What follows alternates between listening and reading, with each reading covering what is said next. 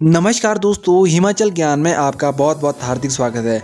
जैसा कि आप सभी को मालूम है, भारत में कोरोना वायरस की वापसी हो चुकी है और लगभग भारत में कोरोना वायरस एक विकराल रूप धारण कर चुका है। दिन प्रतिदिन कोरोना वायरस अपने ही आंकड़ों को तोड़ता जा रहा है।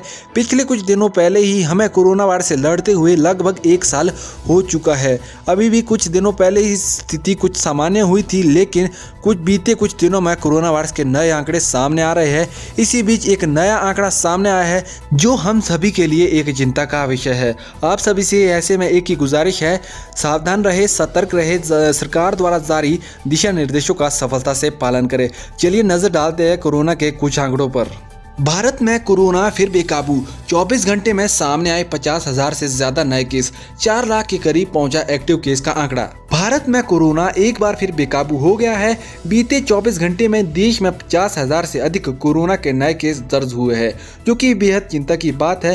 करीब 5 महीने बाद भारत में 50,000 कोरोना केस का आंकड़ा पार हुआ है।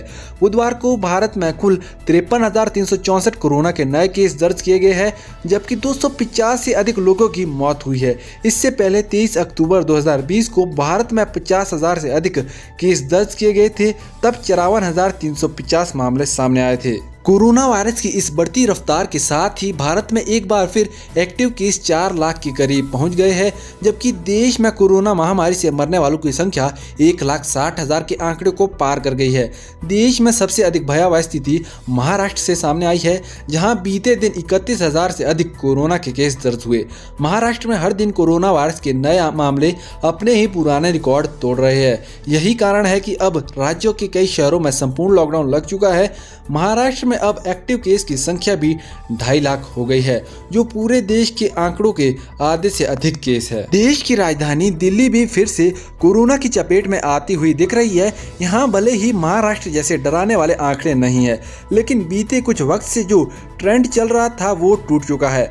बीते दिन ही दिल्ली में 1200 से अधिक केस दर्ज किए गए, जो इस साल का सबसे बड़ा आंकड़ा है। ऐसे में दिल्ली में सख्ती बढ़ा दी गई है।